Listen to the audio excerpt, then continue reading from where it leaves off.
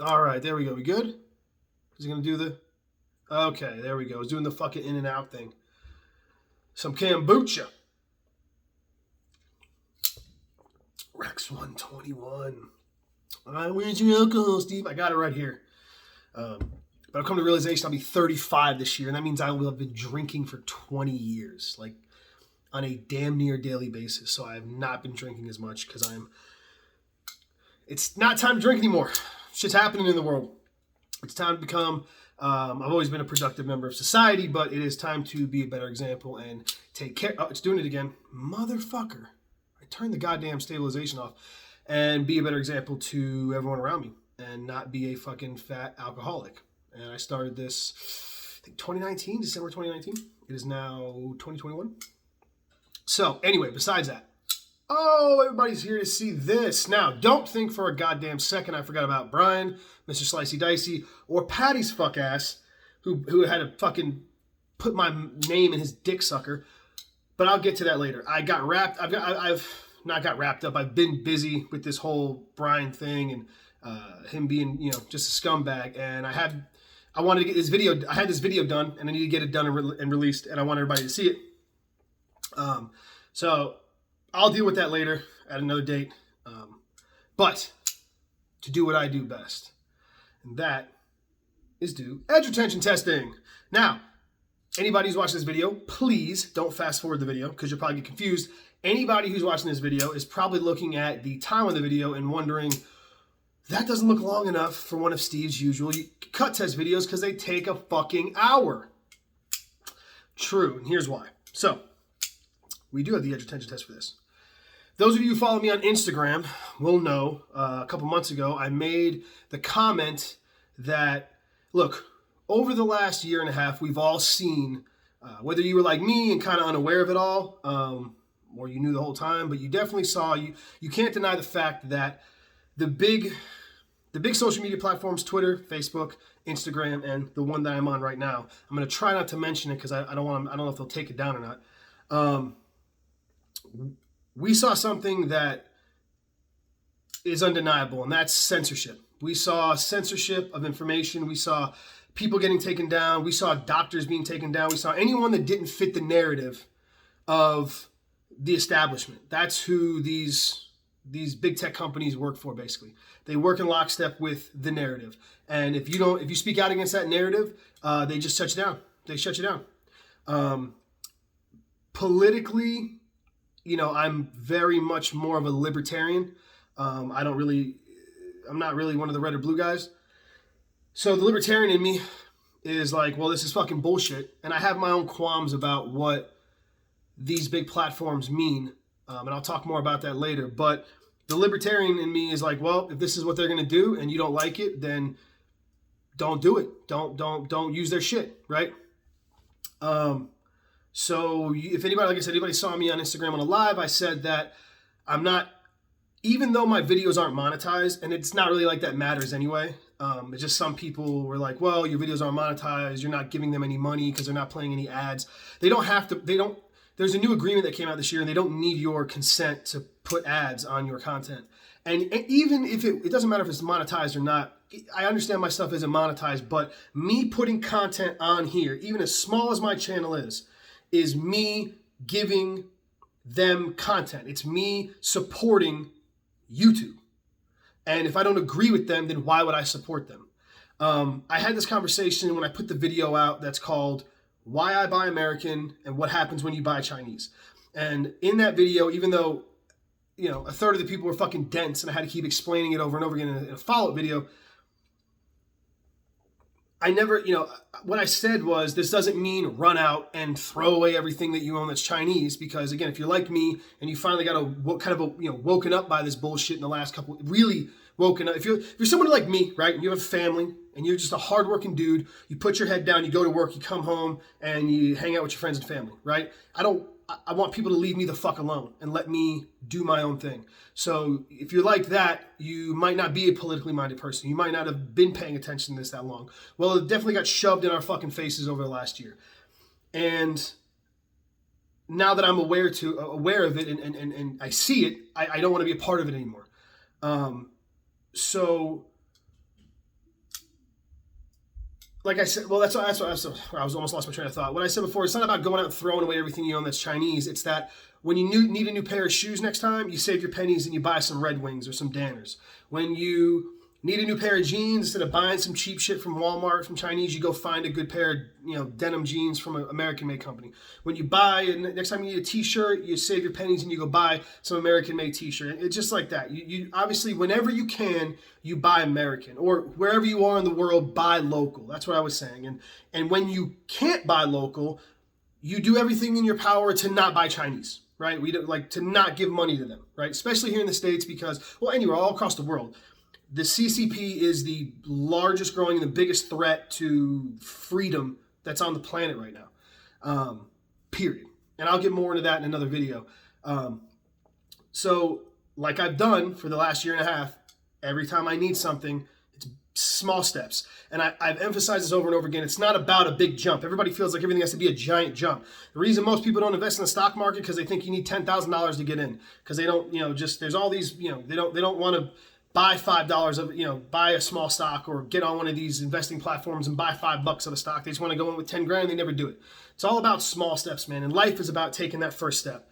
So I said that I wanted to get off of YouTube. I made that comment and I had three individuals hit me out. I want to say a big special thanks to Jason Stone. My buddy, I don't know if he wants me to say his name, but he goes by 0 Point Massacre or what's his other one? What the fuck is his other one? What is your other one on Instagram? Whatever, he's on Instagram is 0 Point Massacre. And another gentleman who I'm not going to name because he's really not on any social platforms. He kind of just made one and then reached out to me. They hit me up and were like, hey, Steve, I know you're not technically savvy. If you need any help with any of this, I can help download your episodes and your stuff on here.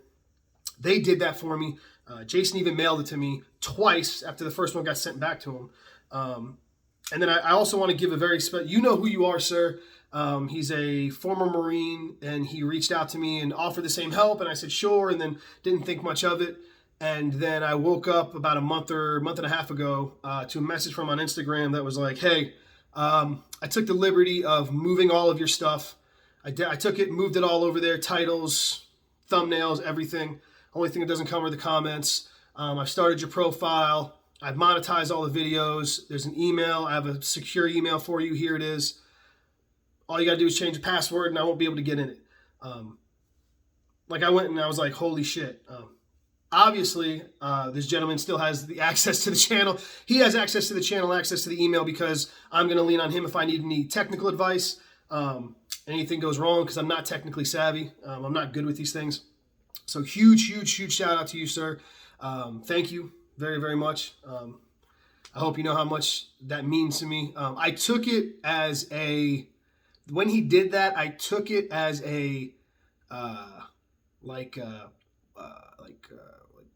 what's your excuse now, motherfucker? Kind of thing. You know what I mean? You know what I mean? Like a polite, okay, now what's your reason? And I laughed and I smiled and it made me very happy. And so again, to you, sir, thank you. To everybody, cheers this gentleman. He knows who he is. He's going to be watching this video. So, the test. The edge retention test for this is done. But as you can tell probably by the time on here, it's not going to be on this video. By the time you're watching this video, all of my videos, I will have gone through at this point, and every single one of my videos, my test videos, I'll leave the Brian shit up here for a while, and this video up, is all deleted off YouTube. All of Super Steel Steve is gone off YouTube. And they are all uploaded to Rumble. So if you search my name, Super Steel Steve under Rumble, same logo and everything right now. I might change that in the future, but I am on there. All of my content going forward, probably the stuff I would have put on Instagram. I won't really probably be on won't really be on Instagram anymore because I don't really want to support them either for the exact same reasons. Anything I feel like doing, all the videos, anything I feel like uploading is going to be going to Rumble. Rumble is a platform where I will not be censored. I will not be. I can say whatever the fuck I want because it's my fucking channel. It's my fucking content. So there you go. Please, if you want to see any of my videos from here on out, any of my past videos, or this test for Rex 121, please go over to Rumble. Go subscribe to my channel over there. What I'm hoping, again, I'm doing this for me because I don't want to be a part of this anymore. I hope, I know it won't happen. I'll call it now. I hope if other channels hear about this, they take their stuff. Look, we all saw it with Metal Complex, right? Everybody saw the things Metal Complex has been going through where he's getting his channel demonetized. And the fact of the matter is, when you monetize this stuff, you put all the time and energy into this, people deserve to get paid for it. And I think anybody should get paid for this. I never monetized my channel because I just didn't, I didn't think anybody would even like it for that matter. But it's just not something I wanted to feed. I thought I could see myself making income from, right? Because of who I am, right? I've got a niche. Somebody like Metal Complex, he appeals to a huge audience, and he gets more people into the community every day. So when you see guys like him getting demonetized, don't let any of these guys fool you. They make money from this. They make a good amount of money. I'm not saying that they're making six-figure salaries, but if we ever want the knife community, like look at other things on YouTube, whether it's anything. Look at any of the channels on YouTube that have got like hundreds of thousands of subscribers or a million subscribers, and they get hundreds of thousands of views. If you watch their channels, as they get more views and get more views, they make more money. The channels get bigger and they do cooler shit because they make more money. The more money you make, the more cool shit you can do. I mean, who doesn't want to do something that they love for a living, right? Everybody wants that. So I encourage people to monetize their channels. The problem is with YouTube, especially if you're dealing with guns or knives, we're gonna be on the chopping block next. All the gun channels are already gone. So why deal with that risk every day? Why sit there and tap dance around somebody and also support what they do? Like for me, for freedom of speech, I'm just a freedom-minded individual. I don't want anyone telling me what the fuck I can and cannot do on a platform like YouTube or Instagram, where they are protected by the same, protections that a phone company or a utility company does. If I fucking throw someone in a bathtub and fucking shock them to death, the electricity company isn't fucking liable for that. If I fucking if I call somebody up and tell them I'm going to kill them on the phone, the phone company isn't liable for that. Well, these big social media companies are protected by those same, in essence, the same, protections that they're a utility, but then they're censoring information. So that's my reason for it. But I encourage and I want all the channels to do this. And I know what's going to happen. If anybody comes to Rumble, what they're going to do is they're going to halvesies. They're going to 1 foot in, 1 foot out. They're going to keep their YouTube channel and they're going to move it over to Rumble. And they're not, the only way we can take the power out of these companies' hands is to just leave, to just flat out fucking leave. And it's going to take, I don't know the ins and outs of how it's monetized and how you make money on Rumble. I'm sure it's not all that different from YouTube. But what it's going to take for us to say fuck you to YouTube and them is the big channels like Metal Complex, like Stasa, like all these other guys, to take their shit and just bite the bullet and tell everybody, here's where I'm going. And if you got the subscribers and they love you and they care about what they're doing, which I'm sure they all do, they're going to move there. If the knife community, this is my call to the knife community. Now no one's going to fucking do it. I know they're not going to do it, but this is my call out to the knife community. Take your channels, port everything over there, and then make the break. Delete all your videos on YouTube and have everybody come see you on Rumble. Be confident in your content. Be confident that the people like what you do, and be confident that they will go and watch you over there. Rumble's dope. It's a lot like Spotify.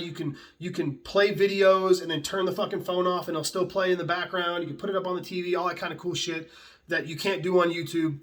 And you can hear people do and say and get their gist of them. I know I've met so many YouTubers that are not that different from me, but because their channel's monetized and they need to make money, and they want to make money from it, that they can't be their authentic selves. They don't want to cuss. They don't want to say this. They don't want to get political, blah, blah, blah.